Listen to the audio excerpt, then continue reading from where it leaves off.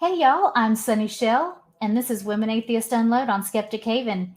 Today I am so excited to share this panel with Ryan Cultastic and Alma Tadero as we celebrate diversity. Welcome, everyone.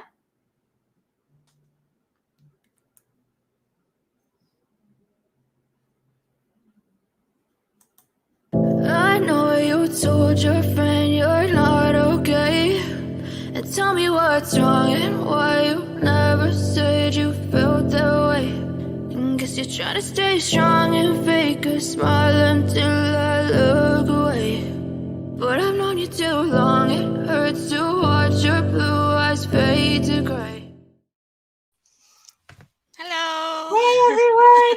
Y'all got to see me for a while, just staring at me for a little bit. It was kind of cool, right? Yeah, we were looking intensely into your eyes. It was just a moment.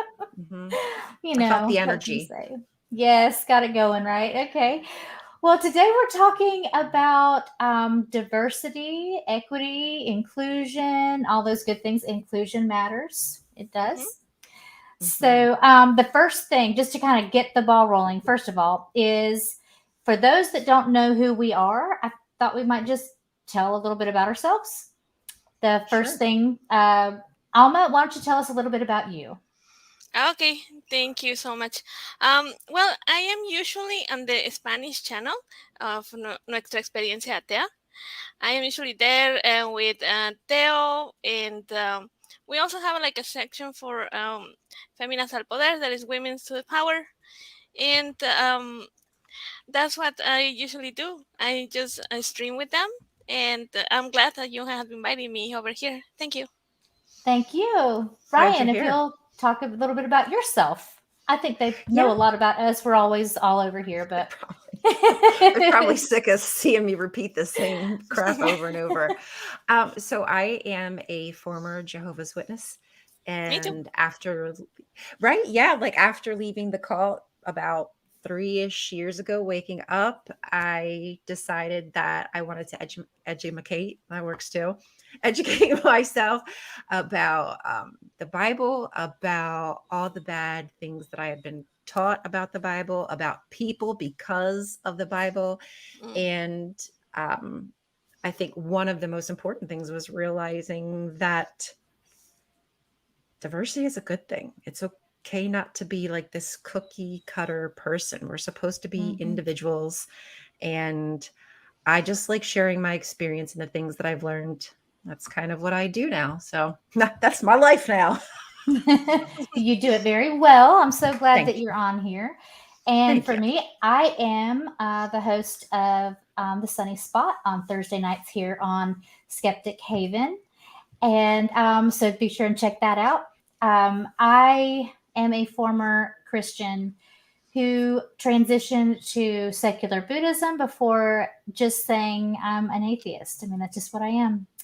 And I love diversity, equity, and inclusion. I love the fact that we are now looking at people as individuals, but also all of us as a collective, because that's what makes things so interesting and cool. And absolutely, no matter what the naysayers say, like we were talking about Florida earlier, about how DeSantis has tried to outlaw even discussions about diversity, equity, and inclusion. But regardless, we're here and we're going to stay. There's nothing they could do about that. Absolutely. Absolutely. Yes. So the first thing is, if y'all will just to get the discussion going, what is your definition of diversity, and what does it mean to you? Oh, that's a really good question. I can go first if that's okay. Just to keep it simple, I think that for me, I realized like having a seat at the table, like I feel everybody talks about that metaphorical table that everybody is sat at, and realizing that I at one time did not have a seat at that table, even though the opportunity was there, I wasn't allowed to take from it because of my indoctrination. So now for me, it's really important to make sure that now that I'm kind of making my own seat or making my own table, I want to bring other people to it, because I can't just learn in this echo chamber. I need other people to kind of reflect me back and help me change and help me understand the things that I need to work on as a person who was indoctrinated. So for me, diversity is just making sure that everybody has a voice, no matter who they are, where they're from, except for bigotry. That's where I draw the line. But everything else, as long as we can have open conversations, truthful and genuine conversations, that's what diversity means to me, is everybody included. I love that. And Alma, what about you? Well, to me, it's also having the chance and opportunity to learn from other people that are different than me. Like moving out from the country that I was and moving into the U.S., it was like a shock to me to learn everything that I was different over there. And I think it helped me to start to waking up, like Rion said. And also it helped me to realize that there was more to learn from everybody. Like I could just stay in my little bubble. And even in the US, there are these little bubbles where you can just stay with people who are exactly like you. Like Mexican, there's a neighborhood with everybody's Mexican, and you don't have to talk to anybody else. And some people doesn't even learn English the entire life because of that. But I think that staying like that is just staying in like a little bubble, and I didn't like it. So that's why I started to learn the language. I started to go outside that, and it turns out it was really valuable to me. That's awesome. That's a Yeah. great way of talking about diversity and really showing how it's impacted you, either the lack of diversity or the sudden rush of diversity when you move into a new place. And I can totally relate to that. It's not healthy being in an echo chamber. I didn't have that experience of it being healthy. So speaking from experience, it's really good to get out of that bubble, as you put it so eloquently. Yeah. I was thinking of the same thing, but kind of pieces of both of yours when I was thinking about what diversity means to me and how I define it.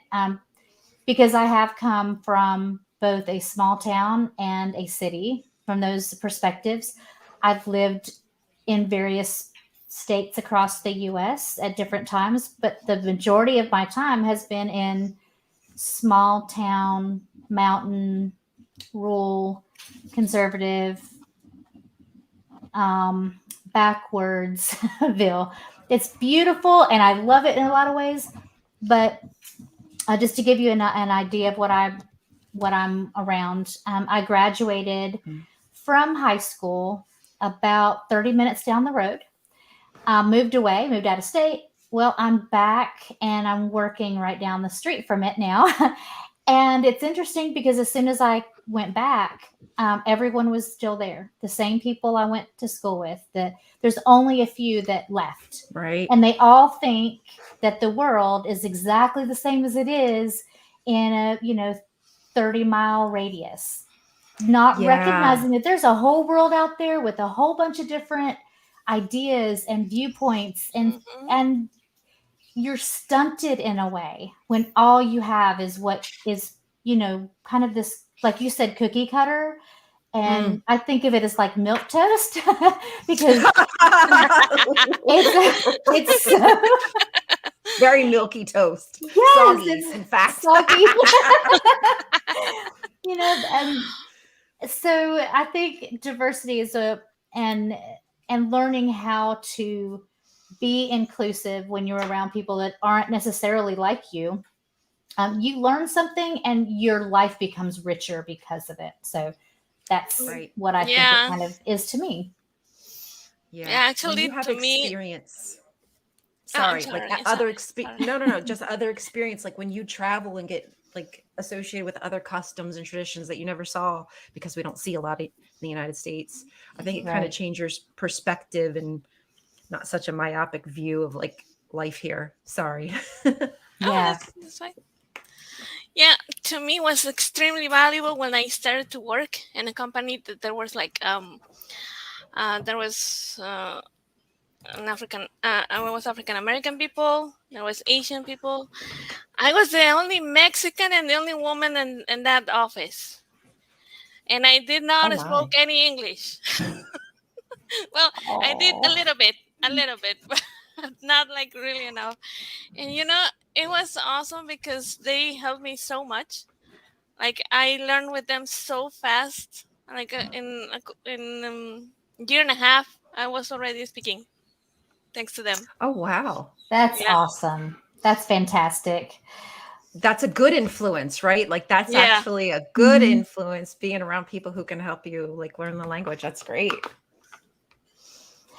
So, in the past, maybe 20 years or so, anytime that we talked about diversity or anything like that, at least in the US, and you guys can correct me if I'm wrong, but I think it was mostly talking about racial divisions and maybe some gender, but only really talking about men versus women. Mhm.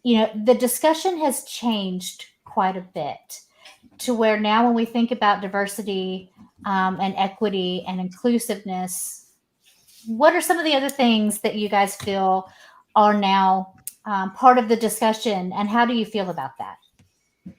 Oh, I think a big thing is the whole gender roles, like those stereotypical gender roles, because obviously being in a Jehovah's Witness, a former Jehovah's Witness, those are very important to upholding like the patriarchy and that whole like umbrella of like God and then Jesus and the governing body and then the husband and then eventually like the woman fall under that umbrella and you just have a specific set of duties that you just have to perform that's expected Mm-hmm. of you.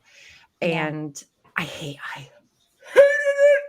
hated it. So I'm like a non-conforming kind of person if you haven't figured that out. So like being told that I shouldn't be able to do things, but I can do things is really like a quandary for me. Why shouldn't I be able to drive this big truck? Because I Mm-hmm. can drive this big and I've received a lot of comments like that. I mean, that was just the norm. So I completely I just can't stand being forced into a certain package. It's just not for me. I want to decide what is best for me as long as I'm not hurting anybody. Absolutely. Alma, do you have anything you want to say about that? Yeah, because I was also a Jehovah's Witness, I got locked into that idea. I really did believe that, oh no, it has to be God and then the governing body and then my elders and the Mhm. husband and then all the way down me, maybe, Maybe. Possibly. possibly. And made me feel so useless, like there was nothing I can do or nothing I could Yeah. accomplish because, and they keep telling you that, oh, it's going to be over soon, so it doesn't matter. You just keep your pretty Right. little head empty and have kids, and that's it. Mhm. That's That all that thought you can do. stopping technique. Yeah. Yeah, I didn't have quite the level of toxicity that I think you guys did. I mean, Jehovah's Witnesses is it's a whole thing. It's just extra. But the ones that I did, it kept me in an abusive relationship for a long time because, it was, the boyfriend Right. that I had at that time, his mom told me it was my responsibility to bring him around to God. And that if once he becomes a Whoa. godly man, he won't be that way anymore. Mhm. I had It's that. like, really, really. Yeah. But Yeah. I also felt I was told that it was like kind of like with Muslim women, in that by me being subservient and allowing the man to take the lead, that he's protecting me and honoring Right. my femininity and all that other crap that you hear. And for me, coming out of that, was both scary and liberating at the same time. Recognizing that I do have a brain and I can use it, and it's okay to not agree with the person in my life, and all of those things. I think it's very interesting how religiosity in particular manages to keep us all separated and keep parts of the community of civilization kind of under its thumb. We do have a really great question from the chat, and I want to make sure we get to it because I think it's awesome. I saw that. Can we have diversity and inclusivity when the playing field is not equal or level? Great question, Dean Kruger. That's such a good question. I mean, like, you have to just keep fighting for it. I mean, it's not 100%, I guess, true in all parts of our society, but the safe spaces that we can keep building upon, that's just another step, another brick in the wall. Yeah, I would agree with you. And we can have pockets of it. Even if the foundational society is not quite there yet. But I think more people are wanting it to be an equal playing field, or at least continue to strive. We may never actually reach that, but we can continue to strive. And I think most of us are ready for that. What about you, Alma? Yeah, I think that we can try to accomplish that. I think we're going little by little. Maybe it's too slow, but I think it's just a tiny bit more every generation. Like I see with the new generations are more like, who cares? Or like, they're like, I'm not going to judge and somebody just because they are different. Unlike I heard with, the generation of my parents, they're like, oh my God, did you see that? Did you saw how she was dressed? Did you saw how, I think that kid is weird or something like that. They were like so judgmental. Yeah, absolutely. We have another one. I don't normally take two back to back, but we have another really great one that I think kind of follows right into that. Do you all think that diversity and inclusion has been moving in the right direction overall, despite a very loud Republican presence? Isn't it interesting that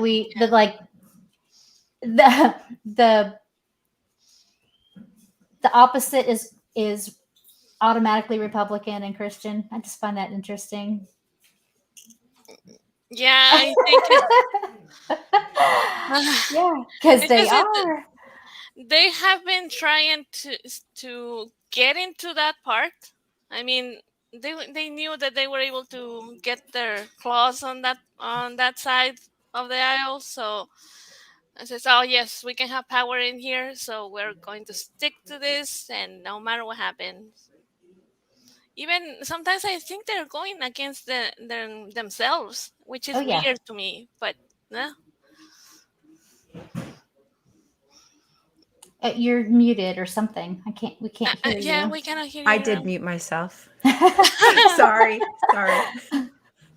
I mean, I do feel like it is in general moving in the right direction, right? There's so many things that have moved forward, I believe, but I think that we see how quickly like these rights can just be undermined, right? Like we're slipping. I feel like what we see happening in Florida, and then the anti-abortion, like there's so many things that are now starting to slide back. And honestly, I think a lot of that is not necessarily because they're the bigger group and the louder group, but because we were also a little bit lazy. Like, I feel like we put a lot of work on our people of color friends and Jewish friends and, our disabled friends and stuff like that. And like, because, the reason we have a lot of the rights that we have, like at this moment, is because they've passed away. They've died and fought for these rights.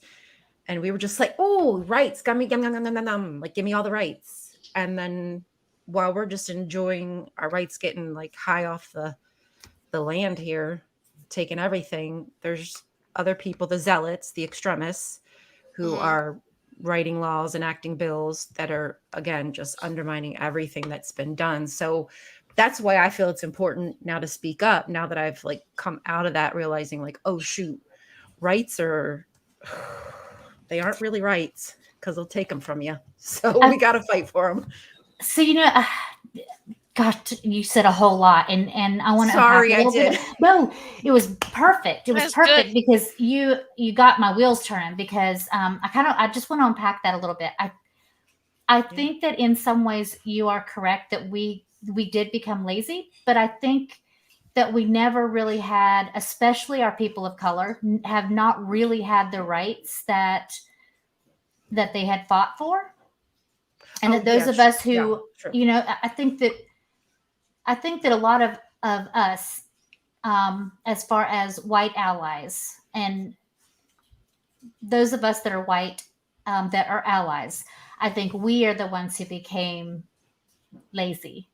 I think I'm sorry, that's exactly what I mean. And I'm glad that you, like, not them, we were just taking advantage of all the rights that we had. Exactly. Yeah. I mean, it's like, yeah, look what we did here. Now that they get to vote. Hey, women got to vote. Now they get to vote. Hey, that's so cool. Yes. Thank you for clarifying that, because that's important. That could have come across really bad. but I totally got what you were saying, and in a way, you are absolutely correct. It's just that we need to make sure that we acknowledge the parts that we have played in this. But the other thing I kind of wanted to talk about, with what you said, was about and this question about the very loud Republican presence.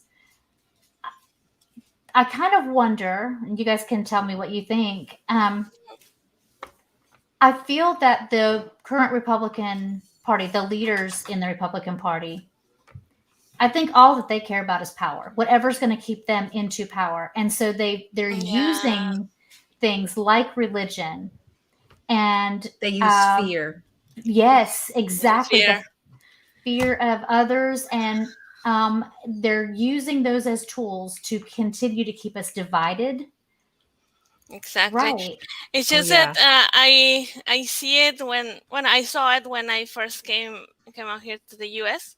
When I first moved to the U.S. That at that time, like, this scapegoat were like everybody who was an immigrant. Mm-hmm.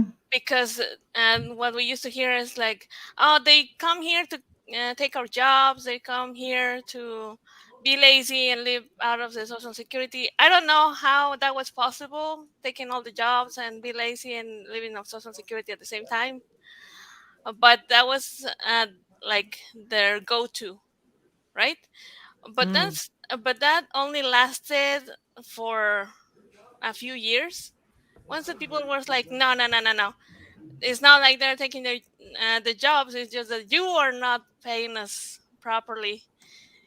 And that's when they started to go and with religion, because that is another thing that they can use to scare people. To say, look at them, they are Satanists. They're going to take your children. They're going to do horrible things. And it's just like they try to use the diversity or anything they can claim on as a boogeyman for their side. And I think it's important to talk about these things when we're talking about diversity and equity, because these are some of the biggest barriers as we as activists are trying to create change.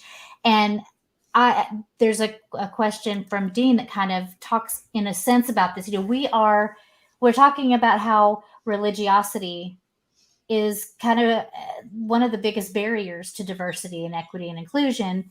And the Republican Party has kind of co-opted that to increase their power. So what do you think the atheist movement can learn from the LGBTQ movement, and are there any parallels in your opinion? Great question.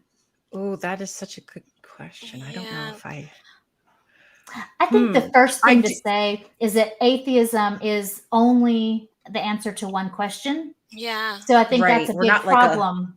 Yeah, we're united in one thing only. But a lot of we're all related.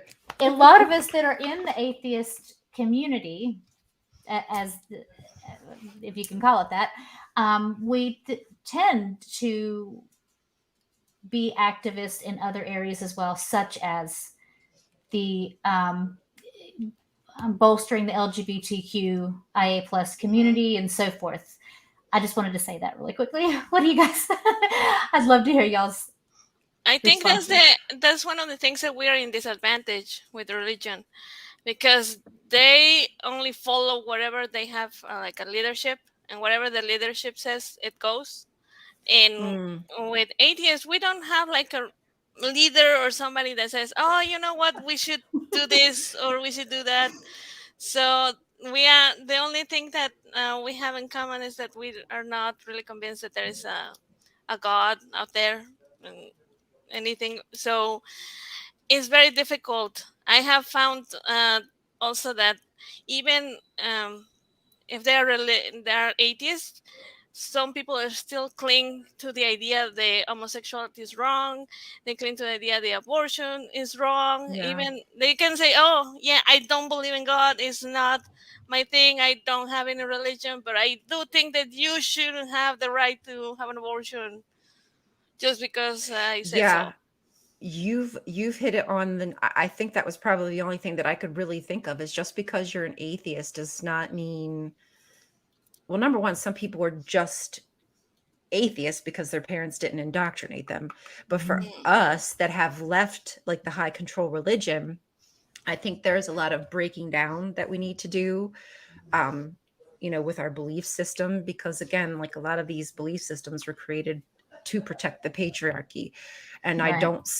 I still see a lot of atheists in that, in that mindset, and they're still not realizing the power that they have, that they should be bringing more people to the table, or the changes that they should be not, you know what I mean? That they should be more inclusive. I guess that's what I should say. So I 100% agree with Alma. That's the only thing that I can really think of, is they just need to be more inclusive. But again, atheism is just a thought process. We're not necessarily a cohesive group, but as a people who don't believe we could do way better. So we need to do better. We should be doing better, because if our issue is with Christians, then we should be looking at what they're doing and not do that thing. Exactly. As you guys were talking, the other thing that I thought about was the one thing that unites atheists is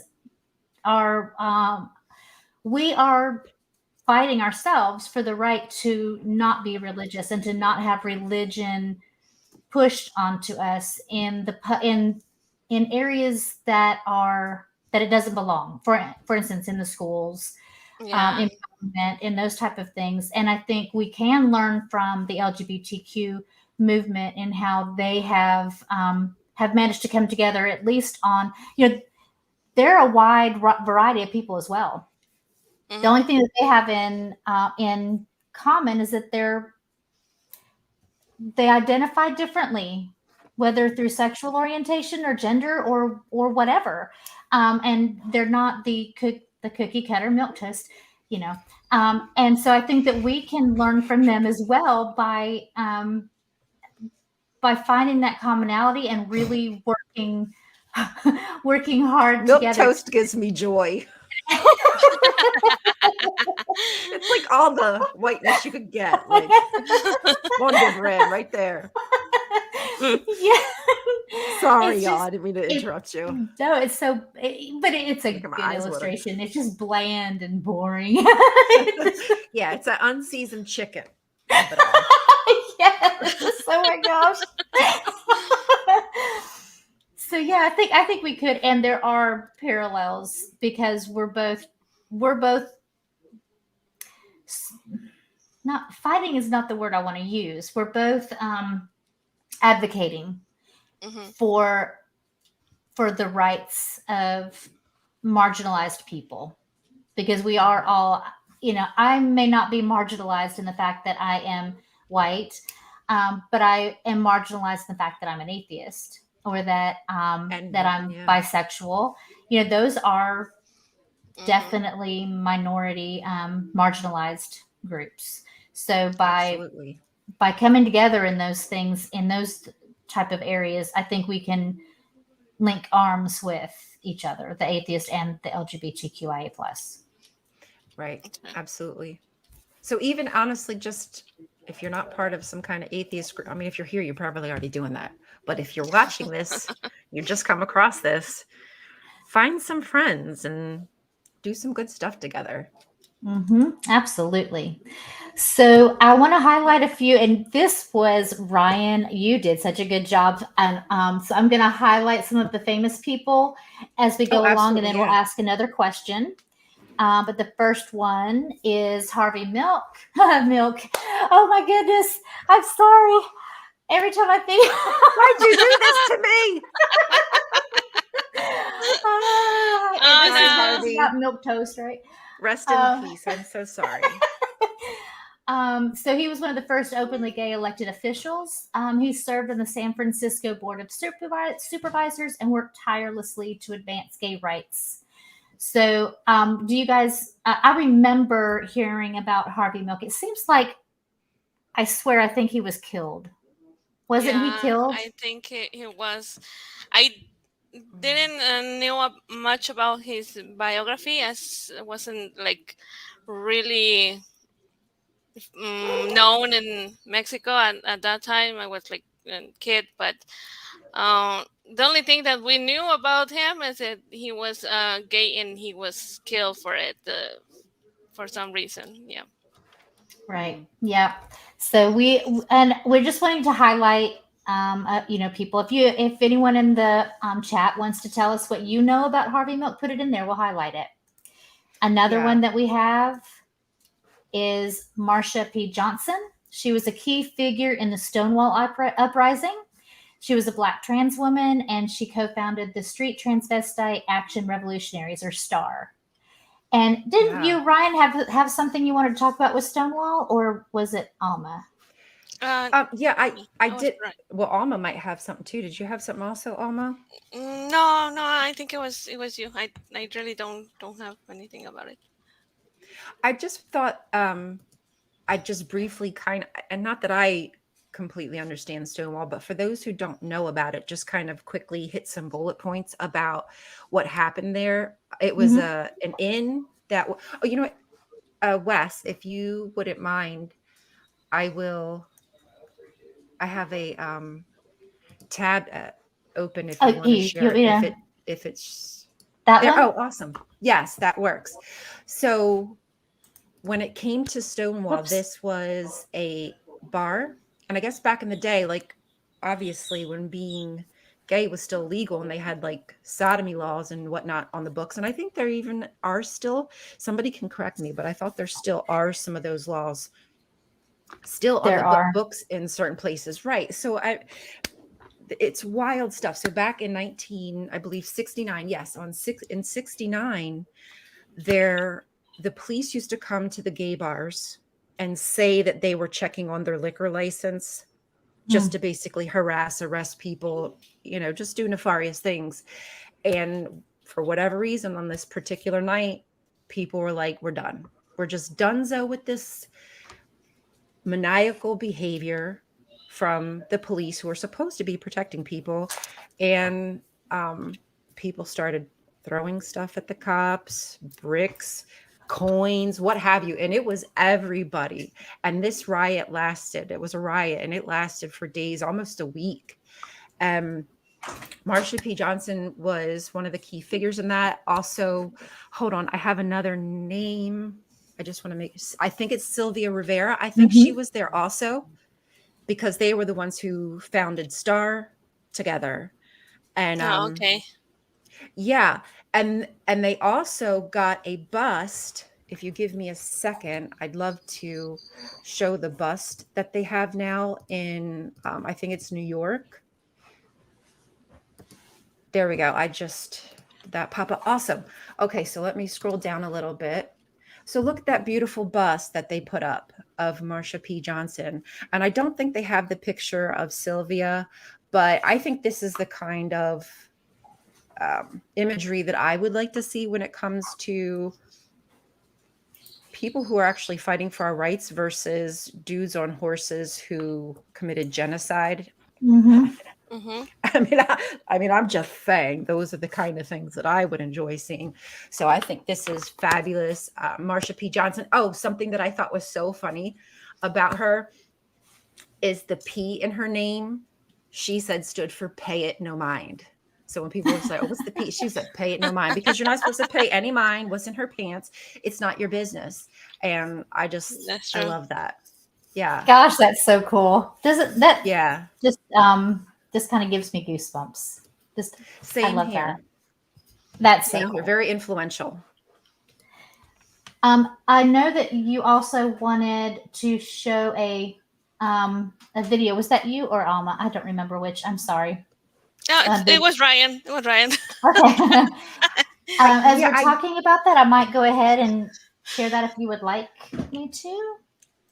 Sure, if you want to. I was just saying nobody has to watch it, but it was about gender diversity, and there's so many indigenous peoples who have diverse groups and have so many different genders.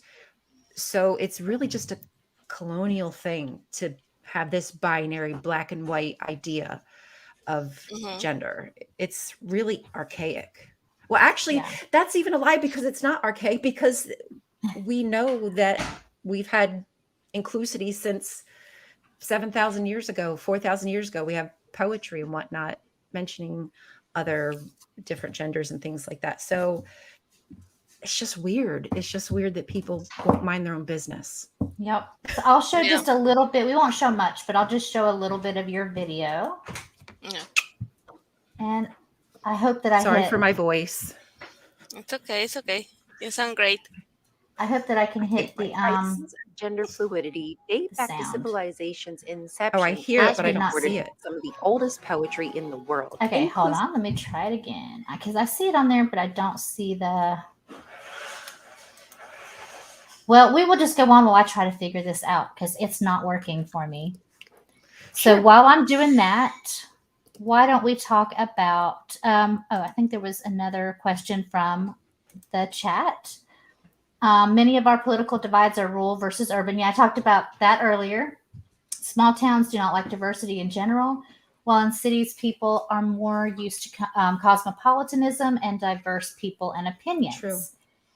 Yes, so that's a very valid point. So in line with that, what do you think some of the barriers are that limit our ability to be inclusive? Ooh.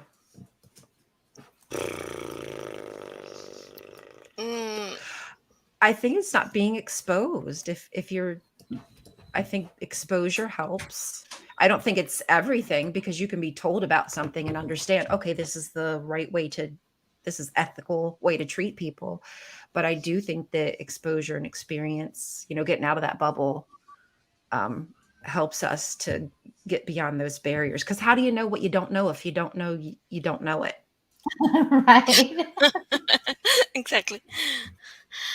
That makes sense. Yeah, I think the barriers are not only like not being exposed, but also like the way that has been done recently with gentrification. Like they have like a certain people move to certain areas, and then everything becomes so expensive that everybody else has to go. Mm-hmm. So the people who comes in doesn't really experience what the neighborhood used to be, because the neighbors who were like the original ones have to go. So they experience the same kind of people that they are used to it already. Right. Yeah. Yep. Same stuff, different day. Oh, You know what, guys? I had a question just for the audience, and I'll give you all a minute to think over it. But I wanted to know if you all know how many anti-trans and queer bills have been filed this year. So just think on it. You can Google it if you want to. I mean, that's fine also. I'm not going to check your work, everybody, but let me know how many anti-trans and queer bills have been filed this year. I think I heard that it was like 14 or 15. That's what I think I heard, but not 17? Okay. 20? Oh my God. Yeah, there's a whole lot more. Actually, do you want me to go ahead and share that one? Let me see if I can. Yeah, why don't you share that, because I think that's staggering. Oh, I didn't know it was that high. The last time I checked, it was actually at 400 and something. There we go. Worse. Whoa. I did not expect that much. 520. That's crazy. Yeah, it's crazy. It's staggering. It's terrifying. It's genocide. It is alarming. Like, this should be, all the bells and whistles need to be going on, man. All the bells and whistles, because guess what? You're next. Yeah, we're next. Like, they're coming for us. The Christian, the nationalists, they want a theocracy. We're next. So yes, once they think that they are in control of the people who are trying to control right now, that is the LGBTQ plus and trans community and everybody, that they think that it's like that. Once they are done with them, the next are women. That's right. Yeah. Because that's what the patriarchy does. I'm sorry. Like, I know I keep like banging on, like I got a pot and I'm like, the patriarchy, it's the patriarchy. But it really is like the patriarchy. These are the tools that they use, and we're just gonna go underfoot if we don't start speaking up. I do remember there was this guy. I do not know his name. I don't care how he's called himself. To me, it's a piece of garbage. He said that he wanted the Christian nationally to be the norm. Yeah. And he wanted to reinstate like the Handmaid's Tale. That's scary. That is really, really scary. That honestly gives me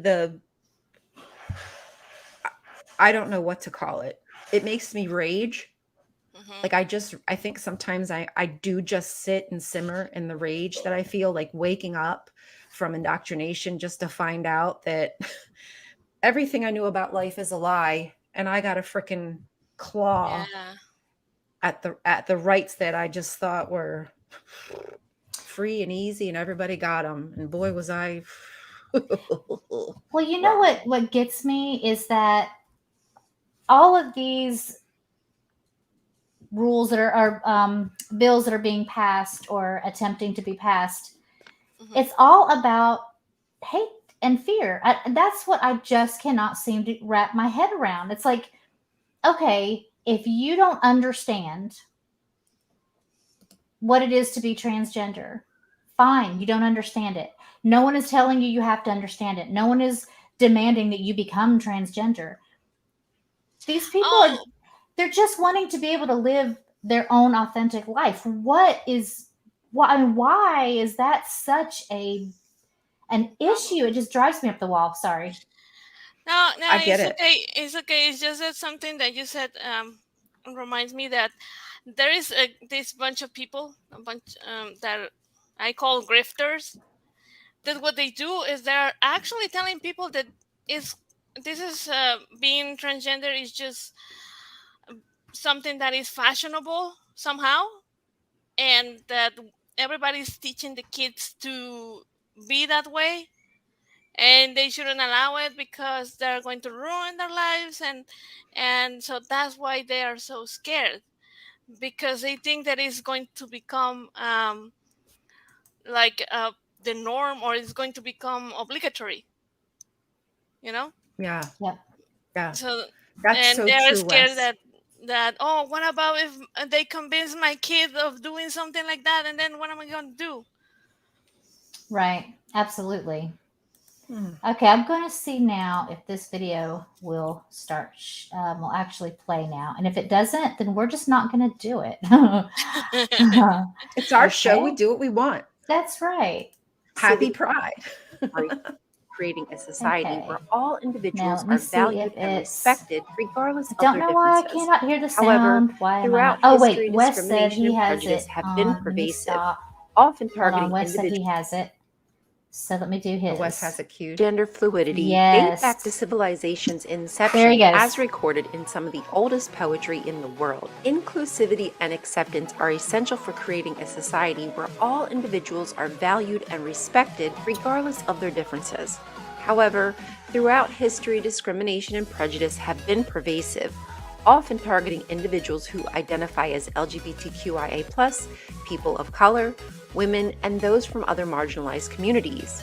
In this video, we will explore the importance of inclusivity and acceptance and the ways in which we can work towards a more just and equitable society.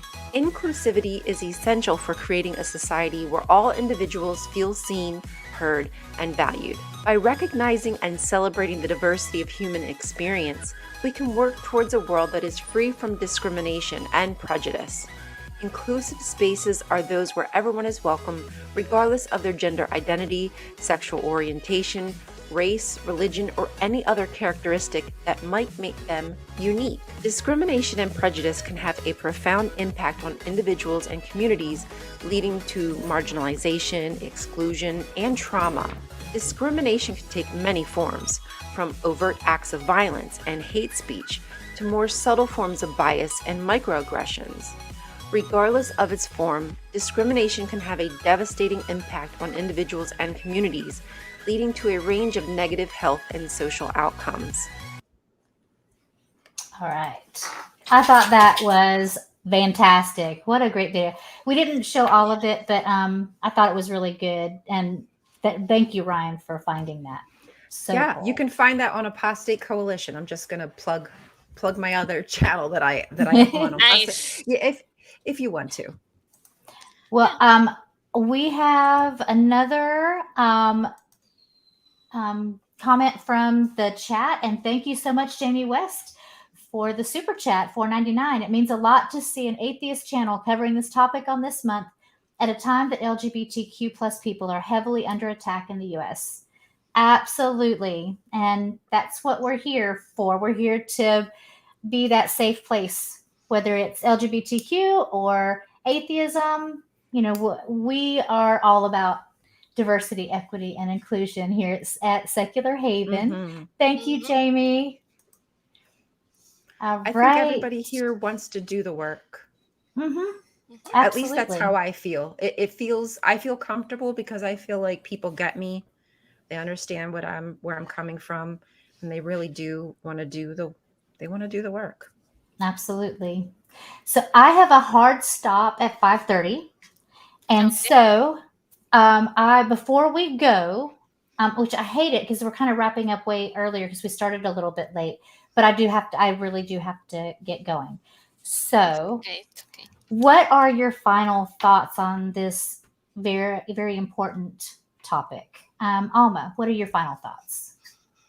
Thank you so much. Well, I think that the diversity and the inclusion are very important, especially since we are living the religious idea that we have to be separated for some reason, or that we have to hate people just because they're who they love or who they are as a person.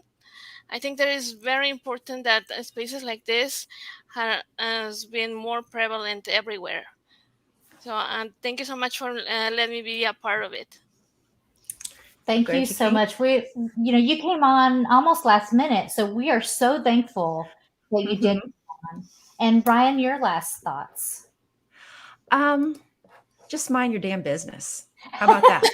Unless somebody's getting hurt. Like if you see something, say something. If somebody's getting hurt, you should speak up. But otherwise, like Marsha P. Johnson says, the P stands for like pay it no mind. It's not your business. So what you don't understand maybe is just, that's fine. Maybe that's okay. Yep. Move along. Well, for my final comments, I want everyone to know that we here, like I said before, we are inclusive, and we see you, we hear you, and we love you. If you like the content that we do, like, subscribe, share, hit the bell, all those cool things. Those are free, totally free, and they help us. Right. But if you want to do something more, come on and be a patron. I want to thank our patrons: Sydney Davis Jr., Eric Ozols, Tara S., Rion, whoop whoop, Deneen Murphy, Dan D., Michael Wiseman, Kathy Cotton, Cindy Plaza, Sunny Shell, Aaron Coalson, and Phil Calderone. All of those people are keeping the lights on. Don't forget our other shows too on Skeptic Haven. We have Secular Soapbox on Wednesdays. Thursdays is Sunny Spot. Saturdays, the Global Atheist and Women Atheist Unload. And then on Sundays, our new show, Let's Talk. And you got to check that out because it is a lot of fun. Yeah. If you would like to help us out, we have a lot of volunteer possibilities. So if you want to help us out, get on any of our social media and let us know, send us a message somehow, and we would love to talk to you. We have lots of great opportunities. We're a great place to be. And we have a big family of wonderful atheists. So, absolutely. So thank you guys so much for coming on. I hate that we had to cut it, short a little bit, but in the meantime, remember to always think critically. Bye, everyone. Bye. I know you told your friend you're not okay. And tell me what's wrong and why you never said you felt that way. And guess you're trying to stay strong and fake a smile until I look away. But I've known you too long, it hurts to watch your blue eyes fade to gray as you fade away. As you fade away. Yeah, I'm about to fade away, 'cause every time I wake